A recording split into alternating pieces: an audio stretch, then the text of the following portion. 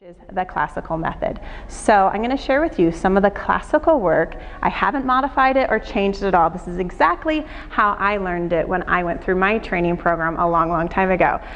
This is the rowing series. I have one heavy spring on, and on my reformer that's one green. I keep my ropes pretty long. They're at the classical length.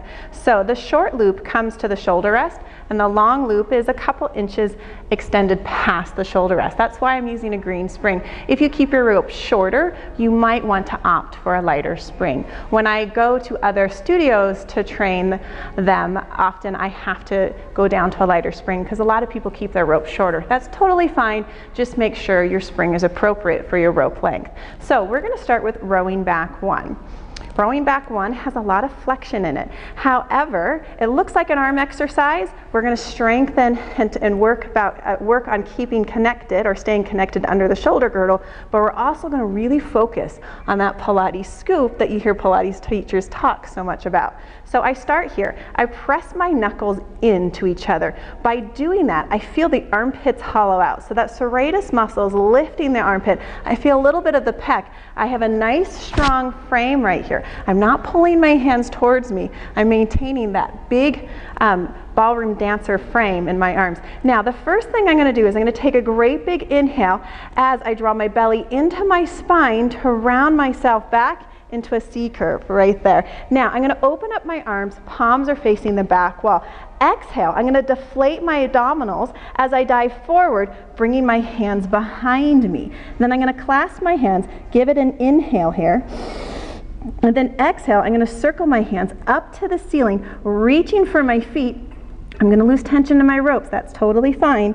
And then I'm going to draw my belly in. And then exhale, I'm going to stack myself back up, one vertebrae at a time. And then I start all over again. I'm pressing my knuckles inward. I'm going to take a great big inhale as I round it back, finding that lift and that Pilates scoop right there. I'm going to maintain that scoop as I open up my arms.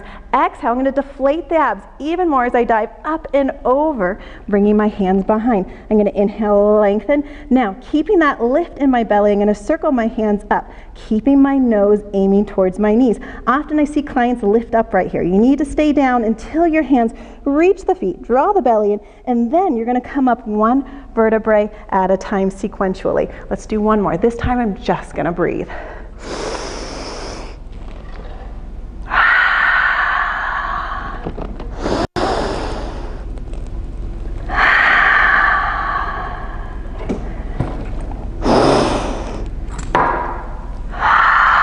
Now, how about rowing two? So this is an extension exercise. I'm going to do rowing again, but this time I'm going to keep my spine extended and long. So I'm not going to be in much flexion this time. All right, I call this goal post position. My shoulders are down. I'm lifting up from the pelvic floor. I have a nice, strong, extended spine. On my inhale, I hinge back long, growing tall at the crown of my head. And I'm going to reach my hands up, palms face the front wall as I hinge forward. Nice long line from the tips of my fingers to my tailbone. I'm going to maintain that long spine as long as possible. Then I'm going to circle my hands low, nose towards my knee, and then exhale, I'm going to circle them high, reaching for my toes. The carriage softly closes. Inhale, draw the abdominal muscles in. Exhale, I'm going to stack myself back up one vertebrae at a time. Now, when I'm forward, it's really important. I never want to lay on my thighs. So from here, I'm going to inhale, lengthen it long back, reaching my fingertips back. Now palms face the front wall, connect under those shoulders. Find those lats to maintain that shoulder girdle connection. Maintain the long spine as long as possible. I definitely feel the lats right here. Now I'm going to drop my head. Belly is drawn in off the thighs as I inhale, circle low. A lot of abdominal work here, guys. And connected under those shoulders, reach for the feet, draw the belly in, and I'm going to stack myself back up. I'm going to do it one more time. This time I'm not going to talk, I'm just going to breathe.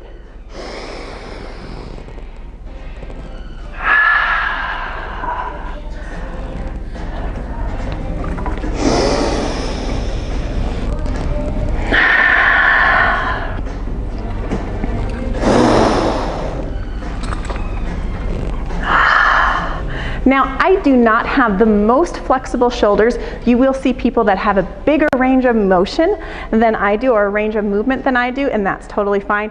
You just stay with what you stay. I stay within my ability, and I don't have the most flexibility in my shoulders, which is fine. All right, so now I'm going to turn this way, and I'm going to go into rowing 3 here. So my hips come all the way to the back of the shoulder rest.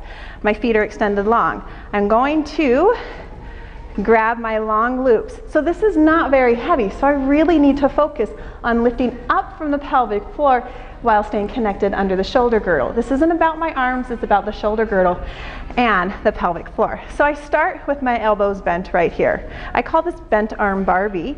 I'm going to take a great big inhale to lengthen the arms long to straight arm Barbie, and then I'm going to exhale, lower down. My fingertips tap the reformer, and then I'm going to inhale, circle up.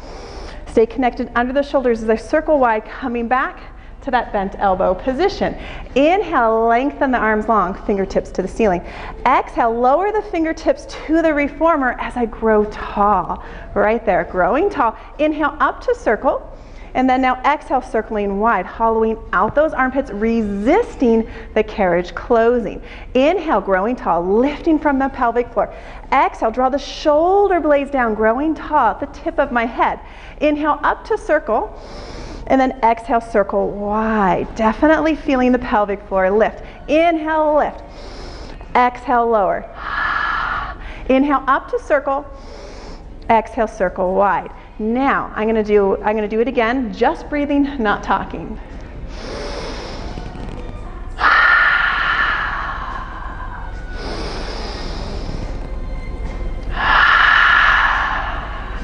Good, now going on to rowing 4. So now I'm going to bend my elbows here like this. This exercise has both flexion and extension in it.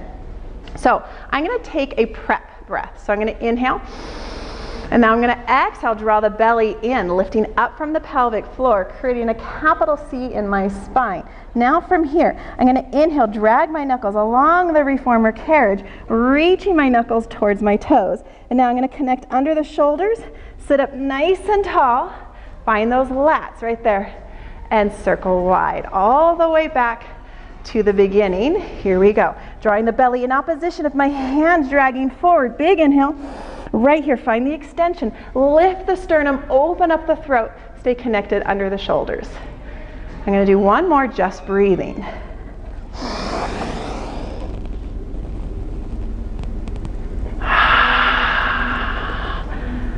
All right, going into hug a tree. So I'm going to come to sit crisscross here.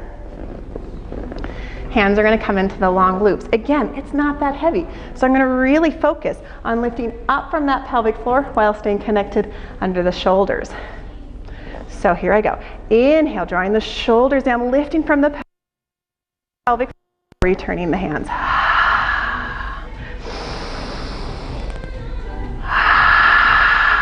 One more.